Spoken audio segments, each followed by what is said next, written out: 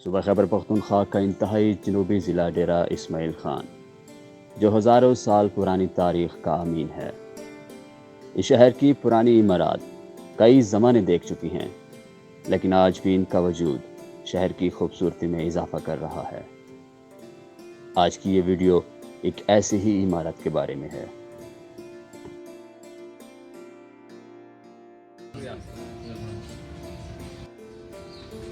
अस्सलाम वालेकुम। एक नई वीडियो के साथ एहसान बलोच आप लोगों की खिदमत में हाजिर है। मैं इस वक्त मौजूद हूँ मोहल्ला मुजाहिद नगर डेरा इस्माइल खान में। ये मोहल्ला अपनी पुरानी तहज़ीब, सकाफ़त, रहन सहन, तहज़ीब और तमद्दुन की वजह से बहुत ज़्यादा मशहूर है। और सबसे बड़ी और सबसे इम्पॉर्टेंट बात यह है कि यहाँ के रिहायशियों ने उस पुराने कदीम ज़माने की रवायात को, रहन सहन को अभी तक संभाल के रखा हुआ है। आज इस वक्त मैं मौजूद हूँ मोहल्ला मुजाहिद नगर के सबसे खूबसूरत रिहायशी घर यानी कि सतमाड़ा पे। ये डेरा इस्माइल खान का सबसे बुलंद और सबसे खूबसूरत रिहायशी घर है और ये तकरीबन 120 साल पुराना है। इस घर का जो इंफ्रास्ट्रक्चर है और जो इंटीरियर है मुझे तो बहुत ज़्यादा फैसिनेट करते हैं और उम्मीद करता हूँ कि आज की वीडियो में आप लोग भी इंजॉय करते हैं। तो आइए शुरू करते हैं।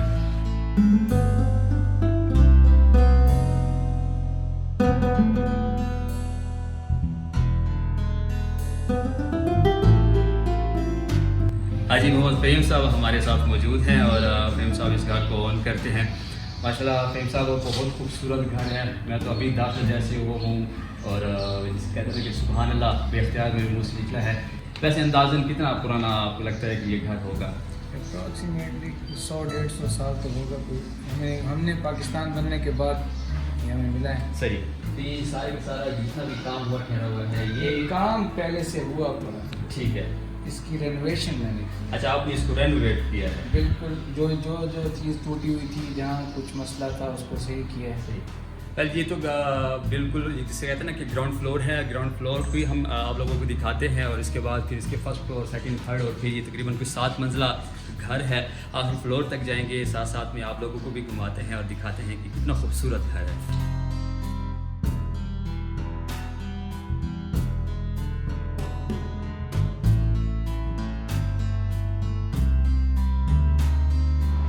अच्छा, ये माशाल्लाह इसका लाउंज हॉल कहते हैं। ये हॉल कमरा है इसका, ये ग्राउंड फ्लोर पर है और ये यहाँ से इसकी खिड़कियाँ जो हैं सही ये ओरिजिनल है। इस पर वही जो डिज़ाइनिंग है वो उसी वक्त की, ये भी उसी वक्त की। इस पर जो डिज़ाइनिंग है जो कुछ है वो उसी वक्त का है। यानी इसको भी सिर्फ पॉलिश कराएंगे, सिर्फ इस पर पॉलिश हुई है। यहाँ पर इस हॉल में एक निज़ाम है, एक सिस्टम है वेंटिलेशन का। ये ऊपर से जितनी भी हवा आती है वो दीवार के अंदर से होती हुई इस हॉल कमरे में जो है वो पहुँचती है, वो भी आपको दिखाते हैं।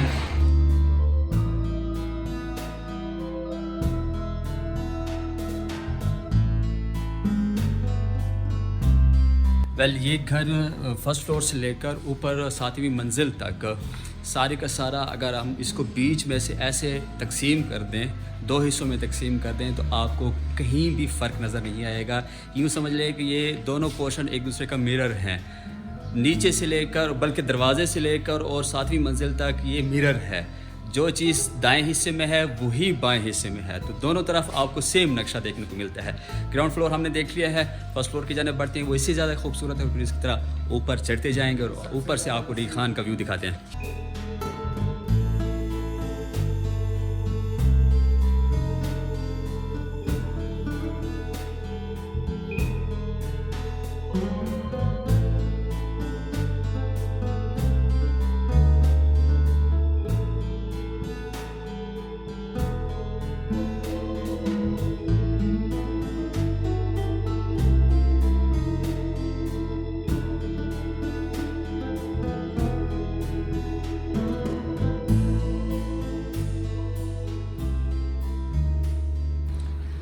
पहले इस घर को देखकर ये भी अंदाज़ा होता है कि जब ये घर बनाया गया था तो इसके मालिक ने कितनी मोहब्बत और कितनी चाहत के साथ इसके ऊपर इस घर के एक एक हिस्से को, एक एक पोर्शन को, एक एक चीज़ को अपनी दिल के साथ, अपनी कहते हैं ना कि दिल के तह गहराइयों से इस चीज़ को जो है वो सिलेक्ट किया होगा, पसंद किया होगा, डिज़ाइन किया होगा और फिर पता नहीं जाने कहाँ से, क्योंकि इसमें तकरीबन इस घर में दियार की लकड़ी इस्तेमाल हुई है और दियार इस यहाँ डी खान में बहुत कम मिलती थी और इसको बाहर से मंगवाया गया होगा। और फिर यहाँ जितना भी ये काम हुआ ठहरा है, जितनी भी यहाँ पर महराबें हैं, जितनी भी यहाँ पर सतून है और डिज़ाइन हुए ठहरे हैं, ये डी खान का उस वक्त आज से 100 साल 150 साल पहले डी खान में ऐसा कोई काबिल कारीगर नहीं था जो ये बना सकता। लेकिन ये मुल्तान से उस वक्त कारीगर बहुत ज़्यादा मशहूर था मुल्तान उस ज़माने में इस किस्म की कारीगरी के लिए। तो मुल्तान से इस किस्म के डिज़ाइन बनाने के लिए कारीगर आए थे और इन्होंने ये सारी नक्श निगारी मीनाकारी यहाँ पर इन खिड़कियों में, इन दरवाज़ों पर की होगी।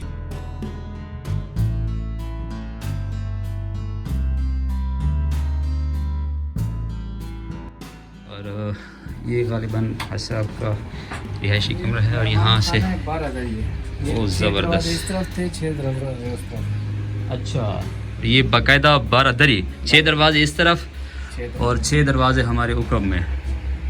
वाह, तो ये बाकायदा 12 दरी और फिर यहाँ से मेहमानों के लिए बाहर का ये व्यू। वैसे balcony. Look at this man. और जब मेहमान यहाँ से ऐसे यूं करके और गली में झांकता होगा तो फिर क्या सीन होता होगा। यहाँ से एक आदमी आराम से यहाँ स्टे कर सकता है। यकीनन घर मोहब्बत से बनते हैं। घर बनाने के लिए घर वालों का, अपनों का, प्यारों का होना बहुत ज़रूरी है। और मैं फील कर रहा हूँ इस घर में रहने वाले उस वक्त के जो मकीन थे उनकी आपस में कितनी ज़्यादा अटैचमेंट थी, बॉन्ड था, मोहब्बत थी। अभी भी जो इस घर में रह रहे हैं उनकी भी गुर्बत बहुत करीब है, बहुत ज़्यादा आपस में जुड़े हुए हैं। ये इम्पेक्ट होता है किसी भी घर का घर वालों पर, उनके मकीनों पर, उसके मकीनों पर। और मुझे ये फील हो रहा है कि इस घर की खूबसूरती इस घर के मकीनों के अंदर भी दर आई है। जितना खूबसूरत ये घर है उतने ही खूबसूरत इस घर वाले हैं।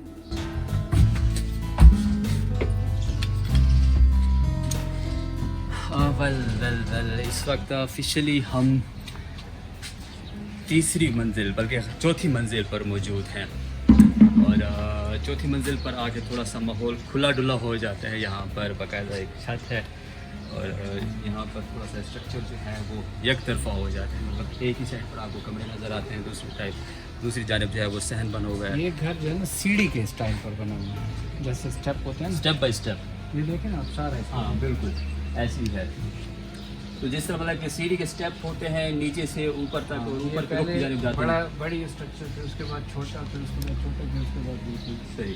ऐसे। तो यहाँ से चूँकि वो यहाँ पर इतनी ज़्यादा रिहाइश नहीं रखी गई इन फ्लोर्स पे, तो यहाँ पर कंडीशन थोड़ी सी मखदूश है। हम कोशिश करते हैं कि यहाँ से ऊपर जाएं, लेकिन ऊपर जाने से पहले हमारा एक टिपिकल जो पर्दा करवाने का होका जिसे हम कहते हैं वो देना पड़ेगा। पर्दे आले पर्दा करो, बिजली आला छत ते चढ़ दे।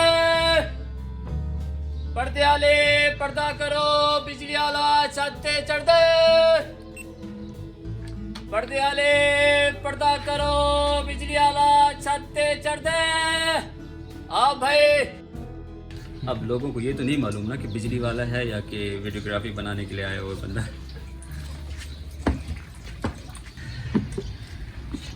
बहुत ज़्यादा ख़तरनाक और डरावनी किस्म की सीढ़ियाँ हैं। तकरीबन ख़त्म हो चुकी हैं, गल चुके हैं इनकी लकड़ी।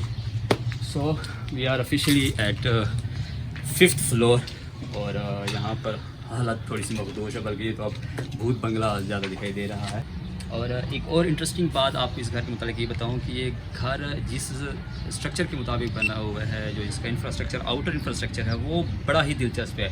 वो ऐसे कि ये 4 मंजिला तक इसकी 4 दीवारी बहुत ज़्यादा ऊंची है। तो अगर इसका मेन दरवाज़ा, मेन गेट, मेन इंट्रेंस बंद कर दी जाए तो कोई भी बैरूनी हमलावर, क्योंकि जिस वक्त ये घर बना था उस वक्त और उससे कबल जो मगरब से हमलावर आया करते थे बहुत ज़्यादा, और जो यहाँ के लोकल बिजनेसमैन को, ख़ास तौर पर हिंदुओं को बहुत ज़्यादा लूटा करते थे, तो उनसे बचाव के लिए ये घर डिज़ाइन किया गया था किले के तौर पर। अगर आप इसको अभी देखें तो इसको बाहर से तो कम से कम अगर इसका मेन दरवाज़ा बंद कर दीजिए, जो कि बहुत ज़्यादा वजनी है, बहुत ज़्यादा मोटा है, उसको तोड़ना भी तकरीबन उस वक्त तो नामुमकिन था, अभी भी बहुत ज़्यादा मुश्किल है। तो इससे अंदाज़ा होता है कि कितना सेफ़ एंड साउंड किस्म का ये घर है। और जनाब बिल्कुल आखिरी मंजिल पर चलते हैं बहुत डरते डरते, क्योंकि यहाँ पर सीन्स बड़े सख्त ख़राब हैं और ये मेरे चेहरे से भी आपको लग रहा होगा कि मैं कितना ज़्यादा डरा हुआ हूँ। डरना भी चाहिए। एक तो मुझे डर है कि कहीं इस घर में जिन भूत ना हो, दूसरा ये डर है कि कहीं सीढ़ी ना गिर जाए। फाइनली हम 7 मंजिला टेरेस मिल खान के 7 माड़े की आखिरी मंजिल पर मौजूद हैं और यहाँ पर सीन्स कुछ ऐसे हैं।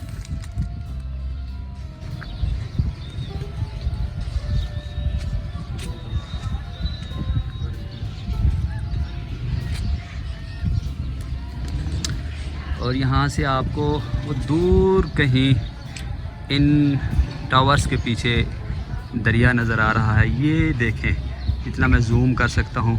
ये जो आपको दरख्त और पानी की वो नज़र आ रही है, ये बेसिकली दरिया है। ये स्टेट लाइफ बिल्डिंग के उल्टे हाथ पर आप देखें तो यहाँ से ठहर कर ये बंदा दरिया का व्यू भी कर सकता था।